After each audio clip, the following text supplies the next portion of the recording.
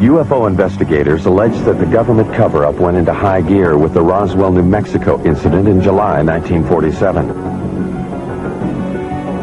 Roswell was the site of an Army Air Force base 118 miles from the atomic testing grounds at Alamogordo and only 220 miles from Los Alamos, birthplace of the atomic bomb. On July 2nd, this rancher, Mac Brazel, saw something crash in a field outside town. Brazel died in 1963, having kept a pledge to the Air Force to keep secret the story of what really happened in this field.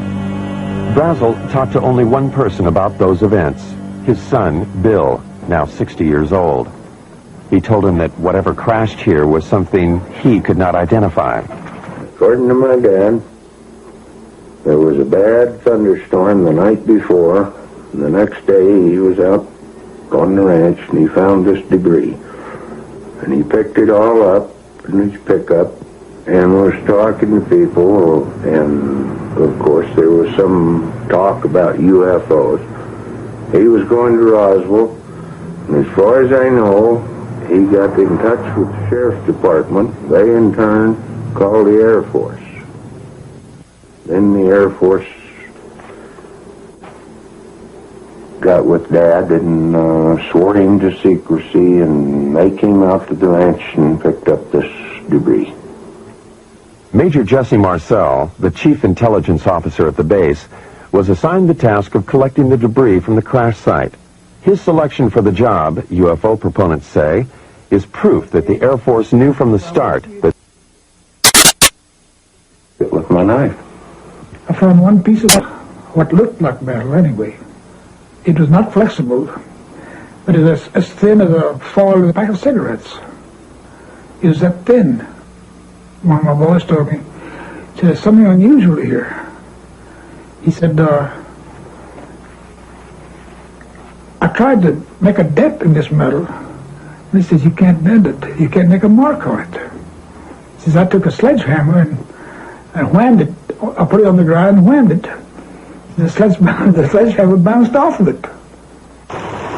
When Major Marcel reported his findings to officials back at the base, they issued a startling press release.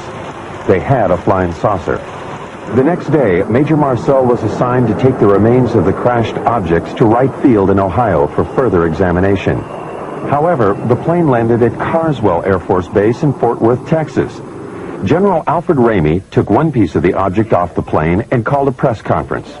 Then Major Marcel was given different orders by Ramey. He was not to continue on to Wright Field. He told me not to say anything. He says, I'll handle it from now on.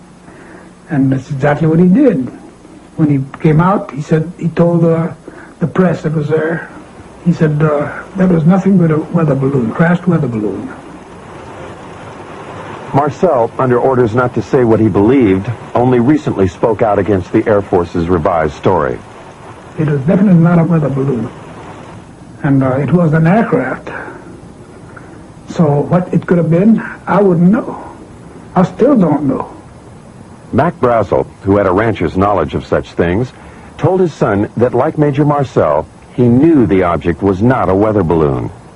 He said that's what the Air Force tried to make him believe, that it was a weather balloon. And he said, Bill, he said, it was not a weather balloon. He said, I don't know what it was. But he said it was something altogether different and much bigger.